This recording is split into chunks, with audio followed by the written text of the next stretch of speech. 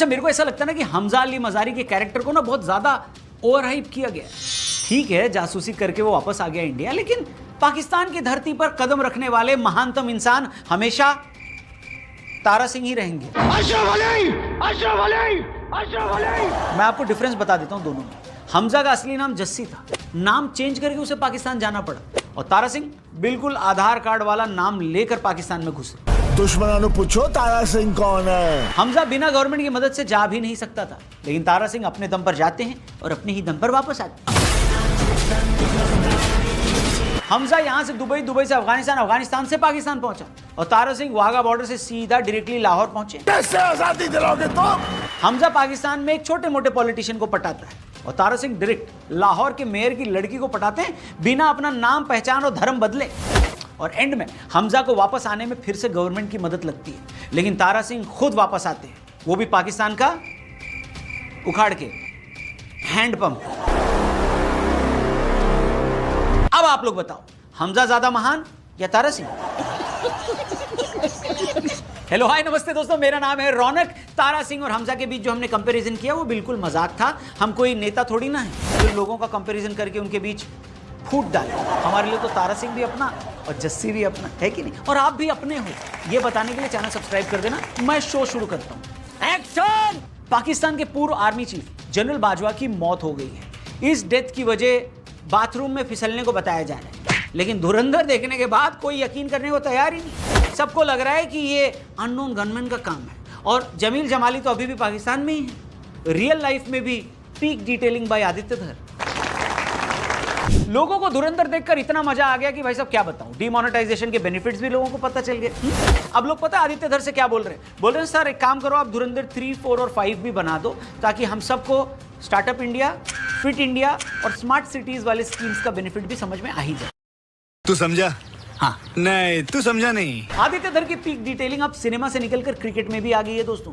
इस हफ्ते चेन्नई और राजस्थान का मैच हुआ, जहां पर जड्डू ने सीएसके के 2 विकेट लिए, गोली वाला एक्शन भी किया, और सीएसके फैंस ने सोशल मीडिया पर जड्डू से पूछा, घर की याद तुझे नहीं आई जड्डू? वैसे धुरंधर मूवी ईरान और यूएस की वॉर और अननोन गनमैन के मिशंस के बारे में हमने अपने लेटेस्ट पॉडकास्ट में बात की लकी बिस्ट के साथ। लिंक डिस्क्रिप्शन में दिया है, इस पॉडकास्ट को मिस नहीं कर सकते। बहुत सारी तगड़ी इन्फॉर्मेशन आपको मिलेगी और सुन के मजा आ जाएगा। इसे आप स्पॉटिफाई पे भी सुन सकते हो। वीडियो में आगे बढ़ते हैं। पूरी दुनिया इस समय 2026 में आ चुकी है, लेकिन चेन्नई सुपर किंग्स अभी भी 2025 में जी रही है। बिल्कुल वैसे ही खेल रही है। पूरी दुनिया भले ही बम गोले मार रही हो एक दूसरे के ऊपर, लेकिन सीएसके वाले अभी भी खूब सारी डॉट बॉल्स खेल के पेड़ लगा रहे हैं। एनवायरनमेंट की चिंता सिर्फ चेन्नई को है। धोनी आईपीएल के शुरू में ही इंजर्ड हो गए दोस्तों। इससे धोनी के फैंस बहुत ज्यादा दुखी हैं और ये कह रहे हैं कि मेरा पैर ले जाओ थला, मुझे अपने पैर की कोई जरूरत नहीं।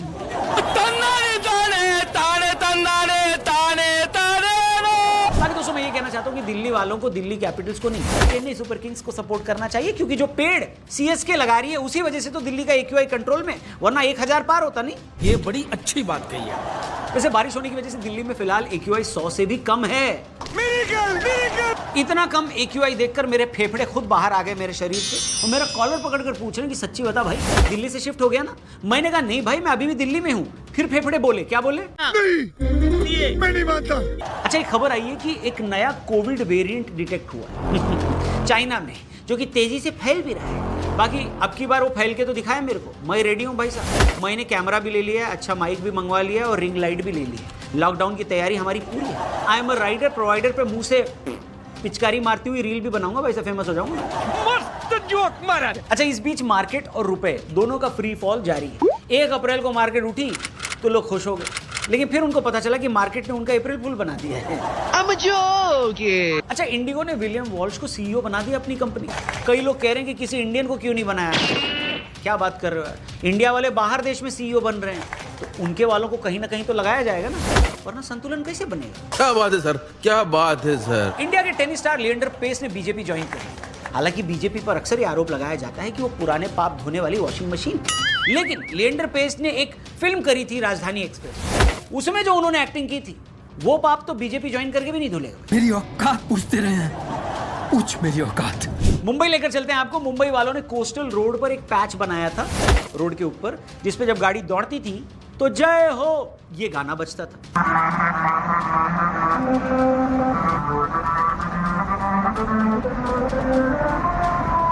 उस वक्त तो इसको बेहतरीन इनोवेशन बताया गया, लेकिन अब आसपास के लोग कंप्लेंट कर रहे हैं कि बहुत ज्यादा ध्वनि प्रदूषण हो रहा है, आवाज आ रही है, इसको बंद किया जाए। अब बताया जा रहा है कि उस पैच को, उस रोड को रात को 10 बजे से लेकर सुबह 6 बजे तक बैरिकेड कर दिया जाए, यानी बंद हो, ताकि उस पर कोई गाड़ी ना दौड़ सके। कोई सेंस है इस बात में? मतलब मानना पड़ेगा अथॉरिटीज को। प्रॉब्लम थी नहीं, प्रॉब्लम बनाई गई और उस प्रॉब्लम को सॉल्व करने का क्रेडिट भी लिया जाएगा, वो भी एक और प्रॉब्लम खड़ी करके। कैसे कैसे लोग रहते हैं यार यहाँ पे। राघव चड्ढा की भी बात कर लेते हैं। इन्होंने पार्लियामेंट में पैटर्निटी लीव का मुद्दा उठाया था, जो कि एक बार फिर से वो मुद्दा भी वायरल हो गया, वो भी वायरल हो गया। मतलब जिस हिसाब से राघव चड्ढा जनता के लिए मुद्दे उठा रहे हैं, मुझे तो ऐसा लगता है कि नेक्स्ट वो ये बोलेंगे कि धुरंधर बहुत लंबी है, 2 इंटरवल होना चाहिए। वैसे राघव चड्ढा आम आदमी पार्टी के राज्यसभा में डिप्टी लीडर पोस्ट से हटा दिए गए हैं। मतलब ये तो भाई होना ही था। काहे का सरप्राइज है भाई इसमें? मतलब जब ऑफिस में जूनियर एम्प्लॉय सीनियर एम्प्लॉय से ज्यादा फेमस हो जाए तो सीनियर वाले सारे मिलकर उस जूनियर को तो हटा ही देते हैं। नासा ने आर्टेमिस 2 लॉन्च किया है दोस्तों। 50 साल में ये पहला क्रू मून मिशन है। ये लोग 10 दिन के लिए चांद के आसपास चक्कर लगाकर वापिस आ जाएंगे। अमेरिका वाले भी देखो चांद पे चले जाते हैं, स्ट्रेट ऑफ हॉर्मुज नहीं खुलवा पा रहे। You are a rude, terrible person. वैसे डोनाल्ड ट्रंप ये कह रहे हैं कि स्ट्रेट ऑफ हॉर्मुज खुलवाने की जिम्मेदारी उनकी नहीं है। क्या बात करते हो चाचा, तुम्हारी ये जो भांग मस्ती है ना, उससे पहले स्ट्रेट ऑफ हॉर्मुज खुला ही था, तुमने बंद करवाया। अब जिम्मेदारी किसकी होगी खुलवाने की? बोलो बोलो, टेल। उधर इजराइल वाले कह रहे हैं कि अमेरिका जो ईरान पर ग्राउंड इन्वेजन करेगी वो अकेली करेगी, हम उसका हिस्सा नहीं बनेंगे। क्या बोला तूने? क्या बात है, वाह शैम्पी वाह। मतलब पहले यूएस प्रेसिडेंट साहब हमारे साथ आके लड़ो, और जब यूएस प्रेसिडेंट लड़ रहे हैं तो बीबी नेतन्याहू कह रहे हैं अकेले लड़ो। बड़ा हरामी हो बेटा। अच्छा, कई लोगों को अजीब लग रहा है बड़ा सुनने में कि इजराइल वाले जो अमेरिकी राष्ट्रपति ट्रंप के सामने एकदम बिछ गए थे, लौट गए थे कि आओ हमें बचा लो और ईरान पर अटैक कर दो, पिछले साल तेल अवीव की सड़कों पर ऐसे बिलबोर्ड भी लगे दिखाई दी जहां पर राष्ट्रपति डोनाल्ड ट्रंप के लिए लिख रखा था उन्होंने कि mister president finish the job, यानी प्रेसिडेंट साहब काम को खत्म कीजिए। अब ये बात ईरान को लेकर कही गई थी। तब इजराइल चाहता था कि ईरान पर अमेरिकी सरकार हमला करे, क्योंकि इजराइल को यह बात पता थी कि ईरान अकेले इजराइल के बस का तो नहीं है। डोनाल्ड ट्रंप ने ये किया भी, पिछले साल भी किया और अब 1 महीने से तो कर ही रहे। लेकिन अचानक से जब युद्ध अगले पड़ाव पर पहुंच चुका है और कहा जा रहा है कि अमेरिका ग्राउंड ट्रूप्स ईरान में उतारेगा, तो इजराइल पीछे हट रहा है और कह रहा है कि अगर ऐसा हुआ तो अमेरिका अकेले जाए, हम अपनी सेना ग्राउंड पर नहीं होता। लोगों को ये बात हजम ही नहीं हो रही। लोग पूछे कि भाई लड़ाई तो तुम्हारी थी, अमेरिका तो बस हेल्प करने आया था, अब अमेरिका ने उंगली पकड़ाई तो तुमने हाथ पकड़ लिया, खुद काहे नहीं लड़ रहे हो? इजराइल क्यों नहीं लड़ रहा है, हम आपको आज की वीडियो में बताएंगे। ऐसा नहीं है कि इजराइल नहीं चाहता कि ईरान की हार हो, इसमें सबसे ज्यादा फायदा इजराइल का ही होगा, लेकिन फिर भी ऐसा क्यों नहीं हो रहा है हम आपको बताएंगे। लेकिन उससे पहले थोड़ा आपको टाइम में पीछे लेना पड़ेगा।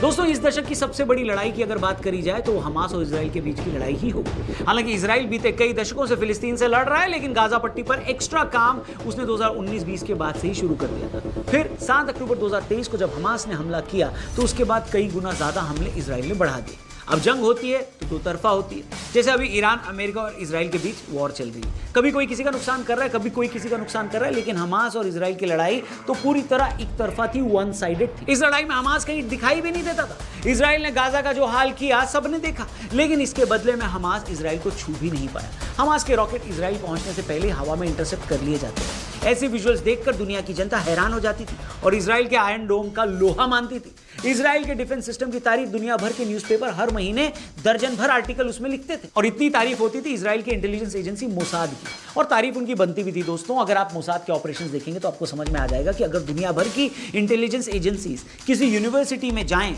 तो मोसाद ऑलरेडी उस यूनिवर्सिटी का प्रिंसिपल होता है।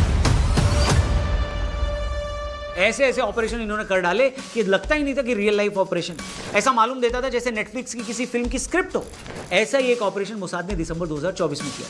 हिजबुल्लाह कम्युनिकेशन के लिए मोबाइल पर नहीं, वो लोग पेजर पर डिपेंड करते थे, उसी से कम्युनिकेट करते थे ताकि उनकी सिक्योरिटी और लोकेशन किसी को पता न चल सके। ये बात मोसाद को पता थी। उन्होंने 10 साल लगाए, प्लानिंग करी, इन पेजर की सप्लाई चेन में घुसपैठ लगाई और हिजबुल्लाह को एक्सप्लोसिव से लगे हुए पेजर सप्लाई कर दी। इन पेजर्स में बैटरी के बगल में एक्सप्लोसिव लगा हुआ है।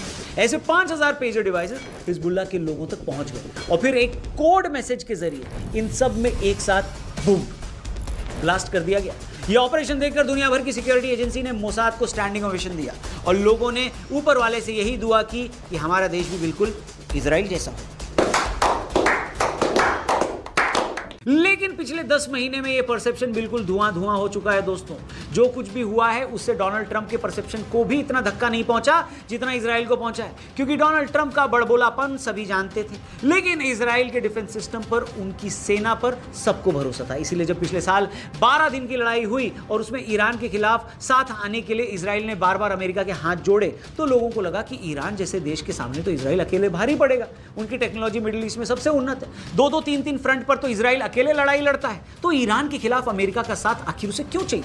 लेकिन पिछले साल के 12 दिन और अभी 1 महीने से जो वॉर चल रही है उसमें लोगों को पता चल गया कि वाकई में अगर अमेरिका ना होता तो अभी तक इजराइल की बैंड बज चुकी होती। इसकी 2 वजह, बारी बारी से दोनों को समझने की कोशिश करते हैं। अभी तक इजराइल का जो परसेप्शन बना था दोस्तों, वो मॉडर्न दुनिया के हमास, हिजबुल्ला और हुती विद्रोहियों के खिलाफ लड़ाई में ही देखा गया था। उनके रॉकेट इंटरसेप्ट कर लिए जाते थे, हवा में इनके रॉकेट जब तबाह होते थे तो बेहतरीन स्पेक्टिकल बनता था और उसको देखकर लगता था कि इजराइल का आयरन डोम तो अभेद है। लेकिन याद रखिए, हमास, हुती और हिजबुल्ला संगठन थे, इनकी अपनी कोई मिलिट्री नहीं है। बस इनको जो फंडिंग आती थी उसके हथियार से ये लोग इजराइल को परेशान करने की कोशिश करते थे। ये शायद इनको भी पता था कि वो इजराइल को कभी हरा नहीं पाएंगे। दूसरी तरफ ईरान है, जो कि कोई संगठन नहीं बल्कि एक देश है। उसके पास अपनी मिलिट्री पावर है, नेवी है, एयरफोर्स है और बैलिस्टिक मिसाइल्स का बेहतरीन सिस्टम है, जो कि उनके सैंक्शन लगने के बावजूद भी उन्होंने बनाया और ऐसा बनाया कि इजराइल के डिफेंस सिस्टम उनके सामने फेल हो गए। पिछले 1 दशक में कायदे से इजराइल का पहला बड़ा टेस्ट था जिसमें वो फेल हो गया है और अचानक से उनकी जो दशकों की परसेप्शन थी वो खराब हो गई है। वेल,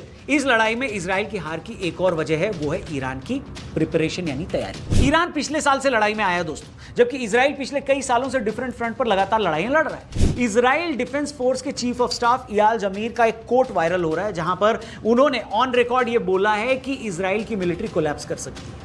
जमीर ने यह बात इजराइल की सिक्योरिटी कैबिनेट मीटिंग में प्रधानमंत्री नेतन्याहू और कई सारे मिनिस्टर्स को बताई है कि इजराइल की आर्मी 7 अक्टूबर 2023 के बाद से लगातार लड़ाई लड़ रही है और अब उनके पास मैन पावर शॉर्टेज होने लगी। अगर ऐसा ही चलता रहा तो इजराइल की आर्मी कोलैप्स भी कर सकती है। ये खबर आने के बाद अगली खबर ये सामने आई कि अगर अमेरिका ईरान में ग्राउंड ट्रूप्स उतारता है तो इजराइल की सेना इसमें पार्टिसिपेट नहीं करेगी। और अगर आप इन दोनों खबरों को मिलाकर एक साथ देखें तो बिल्कुल परफेक्टली सेंस बनाती है कि नहीं? इजराइल सिर्फ सेना के लिहाज से नहीं, डिप्लोमेटिक फ्रंट पर भी अपने आप को अकेला खड़ा देख रहा है। एक अमेरिका को छोड़ दिया जाए तो कोई और देश इस वक्त उसके साथ आने को तैयार नहीं। उसके ट्रेडिशनल एलाय यूरोपियन देश, स्पेन, फ्रांस, जर्मनी जैसे मुल्क इजराइल से किनारा कर चुके हैं और गाजा में पिछले 2-3 सालों में जो भी इजराइल ने किया उसकी वजह से अपनी ही पॉलिसी के अगेंस्ट जाकर फिलिस्तीन को बतौर राष्ट्र मान्यता भी वो दे चुके हैं। ये काम फ्रांस और ब्रिटेन की सरकारों ने पिछले साल किया था। बेंजामिन नेतन्याहू, जो ऑलरेडी अपने घर पर करप्शन के चार्ज से भी घिरे हुए हैं, वो इंटरनेशनल कोर्ट ऑफ जस्टिस में भी गाजा नरसंहार के लिए दोषी पाए जा चुके हैं और बोला जा रहा है कि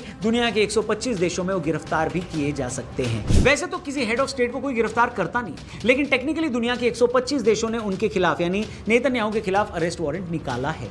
वैसे इजराइल के देशवासियों को अब उनके देश की करतूतों की वजह से इंटरनेशनल आइसोलेशन का भी सामना करना पड़ रहा है। रिसेंटली एक फुटबॉल मैच था, अंडर 21 मैच, जिसमें बोस्निया के फुटबॉल प्लेयर्स ने इजराइल की फुटबॉल टीम से हाथ मिलाने से मना कर दिया। यह सुनकर आपको बिल्कुल इंडिया पाकिस्तान का एशिया कप और वर्ल्ड कप मैच की याद आ गई होगी, जिसमें इंडियन टीम ने पाकिस्तान के खिलाड़ियों से हाथ मिलाने से मना कर दिया क्योंकि उनका स्टेट एक टेरर स्टेट है यानी पाकिस्तान। अब स्पोर्ट्स फील्ड पर इजराइल भी पाकिस्तान की तरह ही आइसोलेशन फेस कर रहा है और इंडिया पाकिस्तान के केस में तो फिर भी दोनों देश बॉर्डर शेयर करते हैं। बोस्निया और इजराइल का तो आपस में कोई लेना देना भी नहीं, बताइए। ऐसे में ईरान वाली वॉर जीतने के लिए इजराइल को अमेरिका की जरूरत बिल्कुल पड़ती है। लेकिन यह भी कहना कि डोनाल्ड ट्रंप ये लड़ाई इजराइल की वजह से लड़ रहे, ये पूरी तरह से सही नहीं। डोनाल्ड ट्रंप और उनके एडमिनिस्ट्रेशन के खिलाफ अब एक एलिगेशन लगने लगे हैं कि डोनाल्ड ट्रंप इस लड़ाई में इसलिए कूदे क्योंकि इससे उनका निजी फायदा हो रहा है। अमेरिका के secretary of defence Pete Hegseth पर आरोप है कि उन्होंने ईरान लड़ाई शुरू होने से पहले डिफेंस फोकस्ड ईटीपी फंड्स में भयंकर इन्वेस्ट किया और ईरान पर लड़ाई होते ही ये स्टॉक आसमान के भाव पहुंच गए।